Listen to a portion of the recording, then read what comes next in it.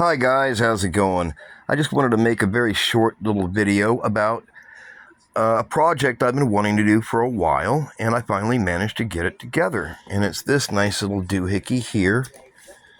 And you can see there's some erector set slash Meccano, as it is known in Europe and in the UK. And this is a little spice container with a little bit of padding in the bottom, just using an ordinary paper towel. And this is a Black & Decker 7.2 volt DC reciprocating saw. Now, there's a lot of these on eBay because apparently they're not too powerful. I guess if you're cutting through foam board. Okay.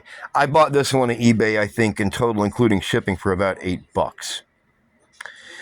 And the reason I wanted to make my own paint shaker was because I was confident I could make a really, really good one for less than $15 instead of buying an extremely expensive one for any amount of money. Besides, this was more fun. It did not come with batteries or a blade, but that's okay. This is basically what I got here. It's simply what you see. No batteries, no blade, and I had to take the screws out so that I could use this, which is the tip of a 12 volt 3 amp transformer power supply, so I don't have to use batteries anyway. And I use the little plug as the on-off, okay, because it's got a little gang plug. I just can turn it off and on. Now, the reason I wanted to use this tube is because I wanted to use two different sizes of paint to shake. One, the old-fashioned, this is a really old one, boy, like an apple barrel type, and the other one being my testors. So we're going to do the testors first. Okay, and you can see there's liquid in there and it's very much unmixed. The reason I wanted to make it like this was so I could make kind of a sabot insert. And this, in turn, goes into here, gets seated in it. Remember, this is cushioned on the bottom, too. So I'm going to get the lid on this. Just hold on a second. Okay, got my testors paint in there. You can just barely see it. And now I'm going to apply a little bit of power to the power supply and see what happens. Wow! I'm actually leaving it on a cushioned surface so that it absorbs some of that shock. I don't need to have it completely stiff.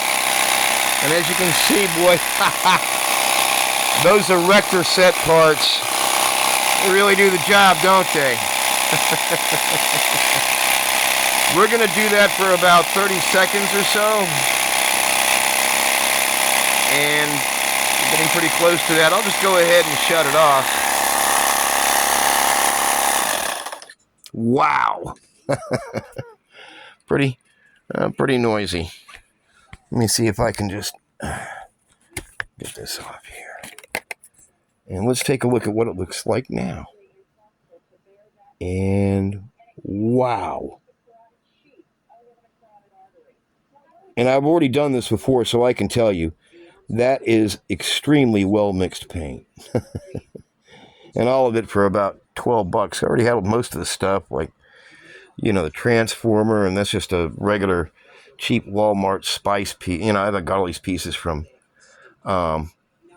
erector sets, and what I did was I simply cut one of the main struts so that it fits into the same place as the blade did. You can't really see it well, but if I hold it up here, you can see. Yeah, right there. You can see it, look. That I cut it in half using a pair of bolt cutters. It's difficult to cut this type of metal because it's brittle, and you got to make sure you do it right. And of course, if you look in there, you can see also I made a mark, so I knew where the lowest and the highest was. Now, after we do that, we can take out our sabot here, I guess you could say. Let's just dump that out. And now, without the insert, I can take one of these. Okay. All right. Hey, I managed to do it with one hand. I'll save the dirty jokes for later. Let's try this. Wow.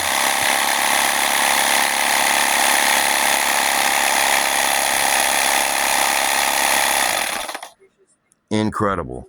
The actual, I think this is what, 2,700 SPM. So that's over 2,500 reciprocations per minute. And of course, this is just an old piece of crud. In fact, I'm going to throw it away. This is more for demonstration purposes.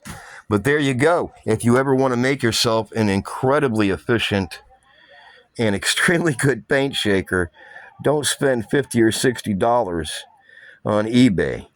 Spend about $10 to get yourself one of these used reciprocating saws. And of course, as always, use eye protection. You never know when one of these little bits and pieces might fly out of there. I doubt if it would hurt, but you never can tell. And this is really all there is to it. The strut with some, retaining struts and holding it to this base. A little bit of a cushion right there and there, as you can see, and something to help hold it in place, as well as duct tape, which we can't live without. In any case, if you do happen to make this project, please be careful and be safe. Y'all have a blessed day, okay? Bye.